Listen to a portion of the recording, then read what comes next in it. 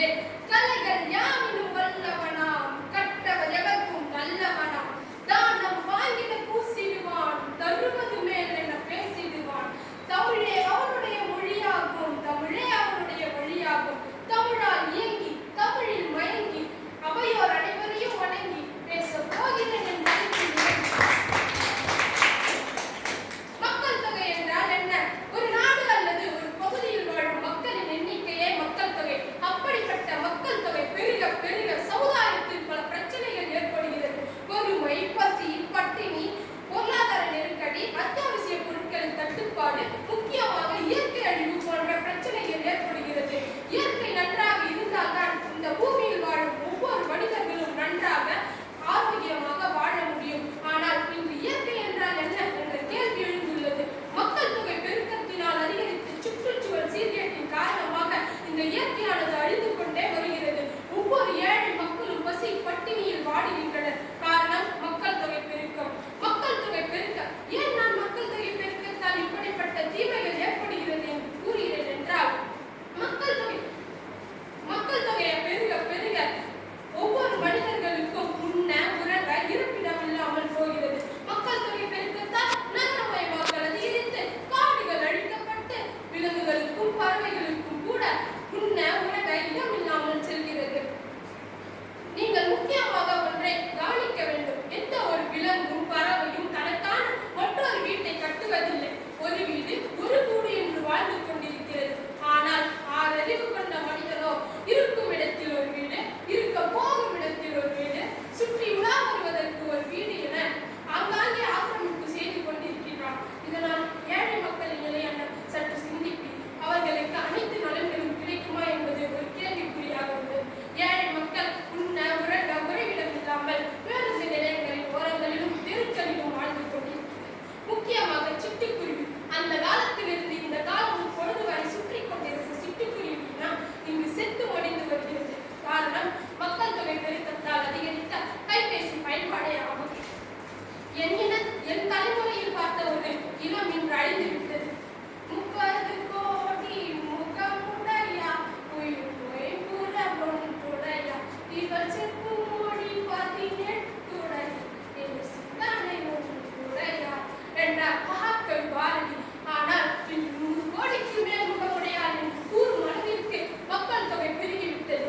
இந்தியாவின் தலைநகரான புதுடெல்லியில் அதிகரித்த மக்கள் தொகை பெருக்கத்தின் காரணமாக வாகன செயல்பாடுகள் மற்றும் தொழிற்சாலையின் காரணமாக சுற்றுச்சூழல் சீர்கேடு ஏற்பட்டு அந்த மாநிலம் முழுவதும் ஒரு புகை மண்டலமாக காட்சியளிக்கிறது. கல்விக்கூடங்கள், கல்லூரிகள், அரசு அலுவலகங்கள் ஆகியவை செயல்படாத நிலைக்கு உட்படுத்தப்பட்டுள்ளது. சிறியவர்கள் முதல் பெரியவர்கள் வரை அனைவருக்கும் மூச்சு கோளாறு, சுவாச பிரச்சனை போன்றவை ஏற்படுகிறது. காரணம் மக்கள் தொகை பெருக்கம். நாம் மக்கள் தொகை பெருக்கத்தை கட்டுக்குள் கொண்டு வந்தால்தான் அனைத்து மக்களுக்கும் அனைத்து நலன்களும் கிடைக்கும். இந்தியா தன்னிறைவு அடையும். ஒரு பெண் கல்வி கற்பதனால் அவள் கல்வியின் சிறப்பை அறிந்து தான் கல்வி கற்ற பிறகு திருமணம் செய்து கொள்கிறார். இதனால் மக்கள் தொகை கட்டுப்பாடு அதிகரிக்கிறது. பெண்களின் கல்வி மிகவும் முக்கியத்துவம் வாய்ந்தது. ஏட்டையும் பெண்கள் தொடுவது தீமை என்று எண்ணி இருந்தவர் வாய்ந்துவிட்டார்.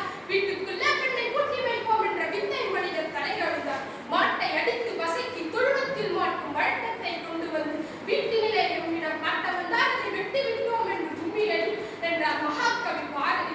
அடுப்பூதும் பெண்ணைக்கு படிப்பு எதற்கு என்று கேள்வி கேட்டவர் மத்தியில் அதை தூக்கி மூலையில் இருந்து விட்டு சாதனை படைத்துள்ளனர் சாதனை பெண்கள்.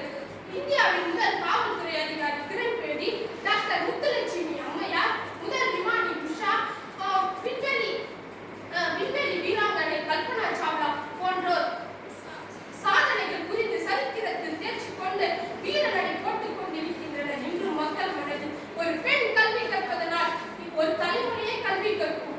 ஒரு கல்வி அறிவற்ற பெண் வாயிருந்து ஊமை என்று படியாத பெண்ணினால் தீமை என்ன பயன் விளைவிப்பால் அந்த ஊமை.